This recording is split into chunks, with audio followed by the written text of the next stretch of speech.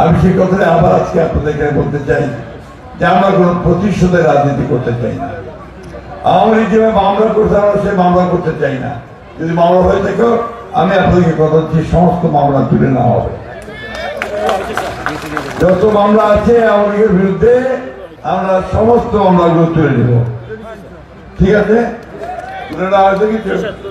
হ্যাঁ, আমরা ওই প্রতিহিংসা প্রতিশোধের রাজনীতি করবো না। আমরা একটা ভালোবাসা, সৌহার্দ্য, সমৃদ্ধি নিয়ে আমরা চলতে চাই। আমারও বলছি, শেখ হাসিনাকে বলতে চাই, আর ওইসব পাগলামি করেন না। ওই অত্যাচার নির্যাতন করে অতীতে শাসন করতে পারেননি, সামনে ভয় দেখায় শাসন করতে পারবেন না। বরঞ্চ বাংলাদেশের জনগণের সামনে দুই হাত তুলে মাপ চান, বলে যে যা করছি ভুল করছি, ছেলেগুলোকে গুলি করে মারছি, ভুল করেছি, আমাকে আপনারা মাফ করে দিবেন। একটা রাজনৈতিক দল, আমি নামটাই বলি আপনাদের, জামাত ইসলামী বাংলাদেশ,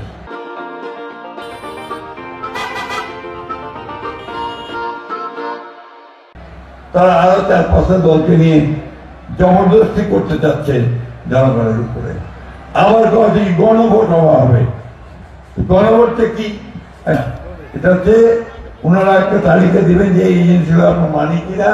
যদি মানি তাহলে বলতে হবে হ্যাঁ, আর যদি না মানি তাহলে বলতে হবে না। একটা ব্যালট দিবে, ব্যালটটার মধ্যে লেখা থাকবে হ্যাঁ আর না। তো আমাদের তো ওইটা অভ্যাস নাই। এইবার সেটা আমরা বলতেছে ওইটা হবে পরে, আর ওই হ্যাঁ না ভোট চলতে হবে আগে। আমরা বলছি হ্যাঁ না ভোট ভাই ওই একই দিন হওয়া হবে, ভোটের দিন দুইটা ব্যালট থাকবে, একটা ব্যালটের মধ্যে হ্যাঁ না, আর একটা ব্যালটের মধ্যে সিল মারা যায় আমার পছন্দ, তাই না? এটাই আমরা করি। আমরা বাংলাদেশে সত্যিকার অর্থে একটা নতুন বাংলাদেশ তৈরি করতে চাই। আমরা আওয়ামী লীগের তারা জবরদস্তিমূলক ভাবে আজকে সরকারকে বাধ্য করতে চাচ্ছে যে ওদের দাবিটা মানতেই হবে। কি দাবি? আপনারা কোন খবর রাখেন ভাই বোনেরা, মা বোনেরা? দাবিটা চলে উনি বলতে পিয়ার লাগবে। পিয়ার বুঝেন কেউ? বোঝেন নাকি? মুই তো বুঝি না। বা ভোট দিবেন আপনি এখানে আর এমপি হবে ঢাকায়, এই সিস্টেমকে আমরা মেনে নিতে পারি ভাই? সেই জন্য আমরা বলছি যে ওই ব্যবস্থা মানি না।